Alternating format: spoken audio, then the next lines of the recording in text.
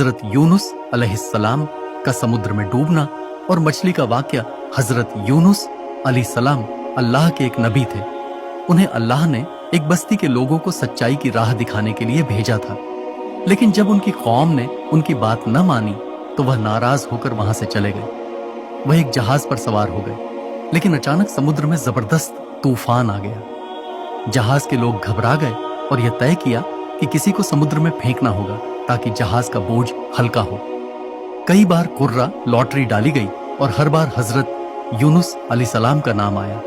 उन्होंने इसे अल्लाह की मर्जी समझकर खुद को समुद्र में फेंक दिया। जैसे ही वे पानी में गिरे, अल्लाह के हुक्म से एक बहुत बड़ी मछली ने उन्हें निगल लिया। हजरत यूनुस अलैहिस्सलाम अंधेरे में फंसे हुए थे। मछली के पेट का अंधेरा, समुद्र का अंधेरा और रात का अंधेरा। इस मुश्किल वक्त में उन्होंने अल्लाह से सच्चे दिल से तौबा की और यह मशहूर दुआ पढ़ी, ला इलाहा इल्ला अंता सुभान का इन्नी कुंतु मिनज जालिमीन।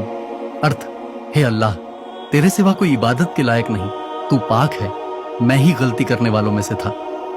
अल्लाह ने उनकी दुआ कबूल की और कुछ दिनों बाद मछली ने उन्हें सुरक्षित किनारे पर फेंक दिया।